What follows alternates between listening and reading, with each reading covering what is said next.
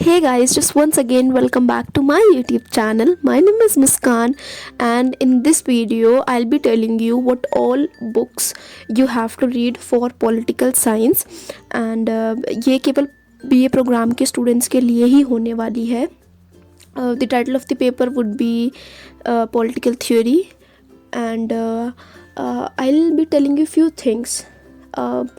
First is this कि जब मतलब when students from class 12th they come to college, तो एक ये चीज़ होती है that maybe we have to read so many books और maybe we have to read thousands of pages of material for exam in college.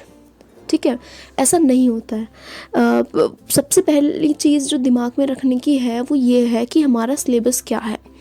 जो syllabus है उसमें जितने भी पॉइंट्स, जितने भी वर्ड्स मेंशन होते हैं, हमें उसके अकॉर्डिंग ही पढ़ना होता है. ठीक है, कॉलेज में एक चीज़ सबसे ज़्यादा ये होती है कि यहाँ पर specially I am talking about DU and BA programme, तो कि यहाँ पर कोई एक पर्टिकुलर बुक नहीं होती. जैसे इन आर 12th और before that in are school life what has happened कि पर्टिकुलर बुक होती है, उसमें कुछ नंबर ऑफ चैप्टर्स होते हैं जो हमें पढ़नी होती है. लेकिन कॉलेज में ऐसा नहीं होता है. कॉलेज में जो हमारा सिलेबस होता है that is everything for us. उसमें जितनी भी चीज़ें मेंशन होती है ना, we have to just focus on those things, और ये देखना होता है कि वो जो पर्टिकुलर चीज़ जो भी मेंशन है उसमें उसके लिए सफिशेंट मटेरियल हमें कहाँ मिलेगा. For suppose there can be a question like explain rights, तो explain rights with the approach of different thinkers. अगर ऐसा क्वेश्चन है तो उसके लिए हमें ऐसा नहीं है कि एक राइट्स पे 8-10 बुक पढ़नी होंगी, या फॉर सपोज एक ऐसी बुक हो जो पूरी राइट्स के ऊपर हो, वो बुक पढ़नी होगी. ऐसा कुछ नहीं होता. We just have to think कि भाई इतना कि 10-12 पेजेस का, मतलब sheets counting both the sides, इतना मटेरियल हो कि 10-12 शीट्स फिल हो जाएं, थिंकर्स भी कवर हो जाएं, राइट्स भी अच्छे से एक्सप्लेन हो जाएं. ठीक है, इतना सफिशेंट चीज़ होती है. और ये मिलेगा कहाँ से? इसके लिए you just have to search, या तो इग्नू का रीडिंग मटेरियल हो, NIOS का रीडिंग मटेरियल हो, या कुछ बुक्स जैसे कि OP गाबा और राजीव भार्गव जो बेसिकली बताई जाती हैं फॉर पॉलिटिकल थ्योरी सेमेस्टर 1. अब बहुत बच्चे ऐसे होते हैं OP गाबा का नाम सुन के या राजीव भार्गव का नाम सुन के वो उनको पहले ही ऑर्डर कर देते हैं.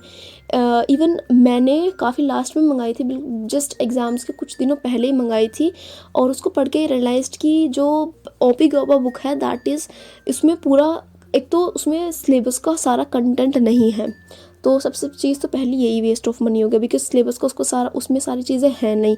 तो दिस वॉन्ट बी कि भाई एक ही बुक में हमें सारा सामान मिल जाएगा, ऐसा होने वाला है नहीं. Second thing with OP Gauba is that उसकी लैंग्वेज थोड़ी डिफ़िकल्ट है, तो it could be a problem. और if people like me are here who were earlier from science stream and then they changed, so it will be more difficult for them to understand a book like OP Gauba.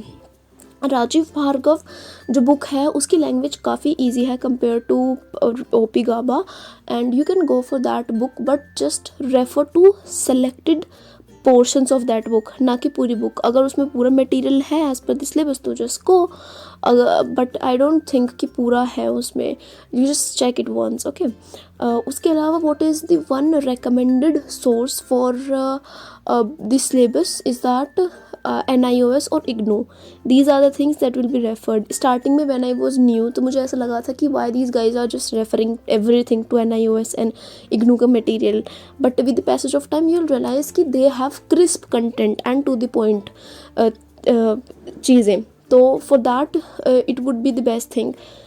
One more thing I would like to mention is that starting में you can feel like कि चलो भाई OP गाबा भी ख़रीद ली, राजीव भार्गव भी ख़रीद ली, एक और बुक ख़रीद ली, NIOS का भी निकाल लिया मटेरियल और इसका भी निकाल लिया, and now I am going to top the exam, और मैं थोड़ा सा यहाँ से पढ़ूँगा, थोड़ा सा वहाँ से, इधर से उधर से.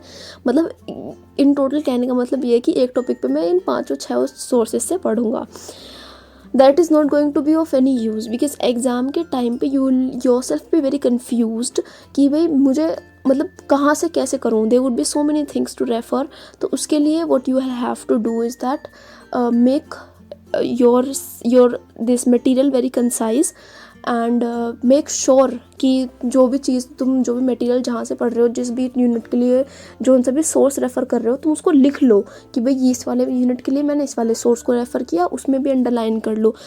ये जो अंडरलाइन वाला कॉन्सेप्ट है ना, it will be really very helpful for you at the time of exam. ठीक है. और उसके अलावा what I feel is that do not worry कि कैसे होगा, how you will manage all these things. Every year student come and they just pass it. Even I was not from this stream, but फिर भी I did it. So just don't feel it कि you can't do it.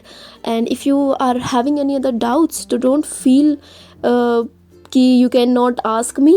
Just ask them in the comment box. I'll surely reply.